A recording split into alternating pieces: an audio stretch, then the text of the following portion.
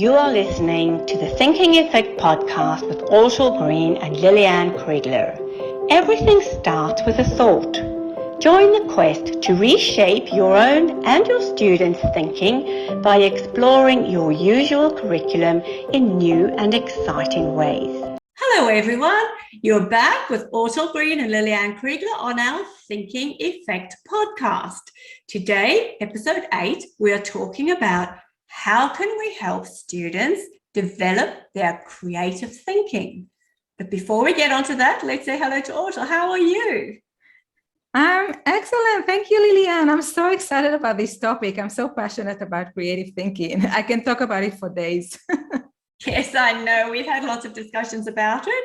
And I've read your book, which has so much information about how to create creative thinkers.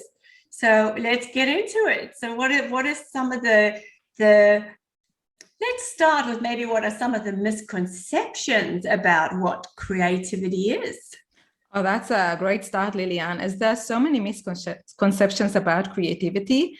One of the big one is the confusion between being artistic and being creative.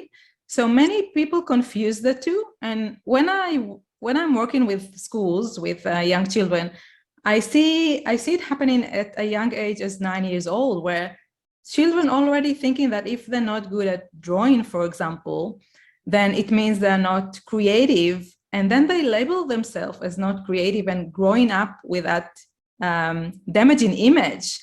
Well, in fact, creativity and being artistic are completely two different things, which is great news for some of us that can't even draw a stick figure. Because we can still be very creative in our thinking, as creative thinking is about coming up with new and unique ideas to bring value and to solve problems. So it's not about art at all. That's right. And it's not even about, finding out something that's brand new for the planet or for human thought. The creativity is even if you yourself understand and invent something that for the first time for yourself. And another one of these misconceptions, as we discussed, of course, is that some people think that you're born a creative person, that kind of it's a talent that's in your gene pool. And if you're born with creativity, you're never going to have it. But that's really not true. Yes, absolutely. And it's a skill like any other skill that we can develop. It's like developing our muscles. So there are actually exercises we can do to develop our creative thinking. And the more we do these exercises, the more creative we become. So it's amazing because all of us can become creative geniuses. And I know that some people look at creative people like Steve Jobs or Walt Disney as if they're are blessed with something very unique. We're born with a special capability to be creative. But all of us can be as creative as Walt Disney if we choose to work on that skill. That's correct. Edward de Bono was interesting. Obviously, he was one of the godfathers of creativity in modern thinking. And he wrote everything about creativity. But one of the things he said is very often we underestimate content. So a lot of the time you'll hear, we don't have to know things these days because we can go to Google and look everything up. But really, this isn't 100% true, because the more the children carry in their minds, the more they have that ability to link ideas in new and interesting ways. So building new knowledge and the ability to create are two things that go together, but we do have to have practice in putting our creative brain into mode so that, we put it into gear so we can use it. And you've got lots and lots of exercises that people can do to help children to develop this creativity muscle that you talk about. Yes, definitely. And that's a great point you raised about knowledge, Lillian, because knowledge is the fertile ground for creativity. As you said, without knowledge, we can't really link things together and come up with ideas. And an important thing to know is that it's not just knowledge, it's diversity of knowledge. So, for example, if you are in a specific profession, it will be great for your creativity if you expand your knowledge beyond your profession. So learn what's happening in different industries. Yes. And that will help you create that connection between things that might seem unrelated to each other. And that's actually a great way to come up with new ideas. That's right. There's an amazing book actually written by David Epstein, who's a New York Times bestseller.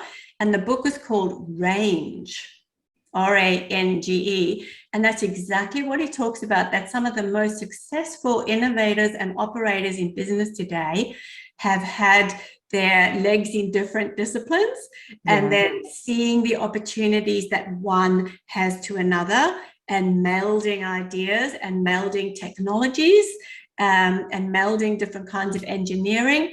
And that's where you get the most fertile ground, as you said, for innovation. Yes, for sure. So in terms of activities, there are lots of activities you can do in your classroom to help your student develop their creative thinking. And I'll share a few of them that you can do. And you can do it, you know, as brain breaks, or at the start of the day when you want to get all the students kind of ready for the day ahead. There are many opportunities throughout the day to take a few minutes for these types of activities. And the first one I'm going to share is all about repurposing. As one way to practice our creative thinking is look at a particular product or object and think, okay, how else can we use it? How can we use it differently than what it was designed for? Yes. And you can take something as simple as shoes. We all wear shoes. So how else can you use shoes? What else can you do with shoes? And it's important to understand that in order for your student to develop their creative thinking, you need to make sure you create a safe environment to do so, because coming up with new ideas can be scary, and sharing it with others can be scary as well. You don't want anyone else to say, oh, that idea is stupid. You have such stupid ideas. You know, it's very hurtful. So make sure that within your classroom, before you do these activities, you set up a few ground rules for everyone to follow, that all ideas are wonderful and welcome. There are no stupid ideas. And while children are coming up with ideas, they shouldn't assess or evaluate their ideas. They should just come up with as many ideas as they can. And also, when they hear other children ideas, they should build up on their ideas and think, okay, how we can actually maybe merge a few ideas together to come up with even a better idea. So definitely it's important to create a safe environment and for your student to feel that they won't be judged, or no one will say something that might be hurtful for them, in order for them to feel free to express themselves, because it can be quite scary to express yourself like that in front of everyone. Yes, it's true. In the normal classroom, you know, we follow quite normal pathways. So what you're asking the children to do here is sometimes to come up with some ludicrous and very outlandish ideas.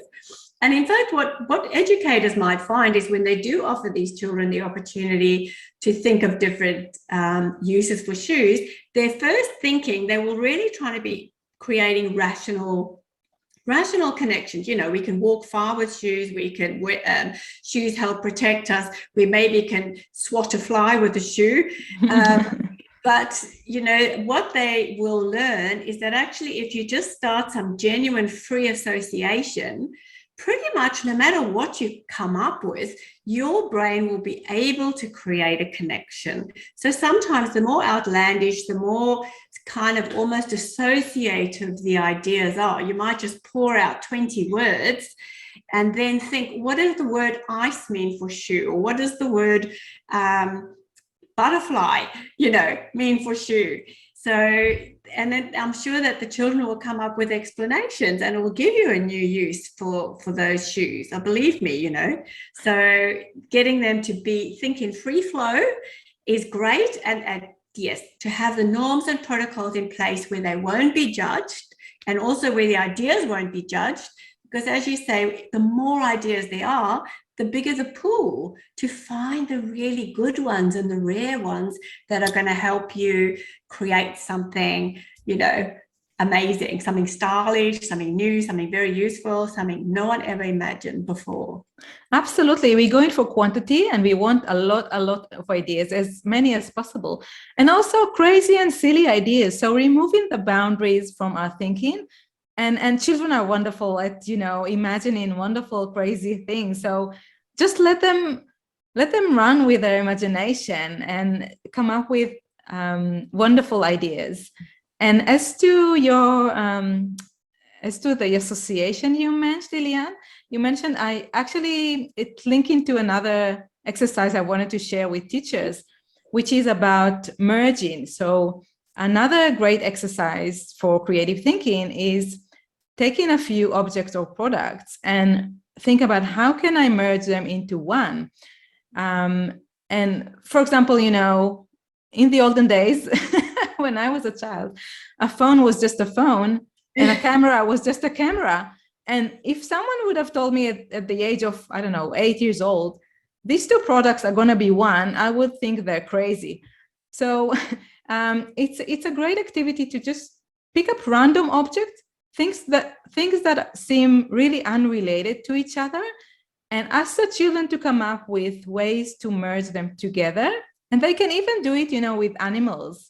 Even in art lesson, for example, ask them to draw a picture by merging different animals together. Just let their imagination merge different animals. Yeah, that'll be absolutely fun as can be, having a dragon and an elephant, a mosquito and a salmon. It'll be really fascinating. And then, think about what they might achieve together. I would love to see these creations. Lilian, do we have anything special to share with our listener today? This week, the listeners who are going to write to us about their experiences.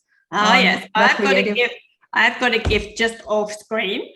But just before we go there, we might quickly summarize. So the what of creative thinking, is that it is really important to give the children the fuel and the methodology to be able to come up with new and innovative ideas, both for themselves and even maybe to add something amazing to the world around them. The why is that if we're stuck in our old patterns of thinking, we won't progress. And perhaps the students will feel that they're getting everything secondhand and they never have the opportunity to make their own contribution. So we really want to encourage them to add and to bring their energy, and creativity does that in spades. And the how is, as you said, to give them perhaps these exercises, opportunities, but also the understanding of why creativity is so important. But you need to value the method, ensure that the norms and protocols are in place to make them feel absolutely safe, and then not to evaluate, so that they get used to being great creative thinkers in your classroom. Absolutely. And if you write to us at the Thinking Effect Podcast at gmail.com, perhaps you will be the receiver of Educhameleon, my book, which is written for teachers of students from 3 to 9 years. It's got an absolute wealth of information based on all my many years of experience. I won't tell you how many. But even teachers of other ages of children will find information in here that's valuable. So whoever gets it, I know that you'll find something interesting to read inside here. Absolutely. I encourage everyone to write, because you would love this book. So definitely go ahead and write us an email about your experience with creative thinking activities in the classroom. And hopefully you'll be the lucky one who's going to enjoy Lilian's book. So our next episode is going to be really interesting one, which is about what does convergent and divergent thinking mean? And I think that's an important topic to explore, especially after the session today, and we'll touch about it in the next episode. Yes, it fits very well with creativity. So divergent and convergent thinking. We're going to have a lot of interesting things to say about those. In the meantime, have a wonderful week and we'll see you next time. Bye, everyone.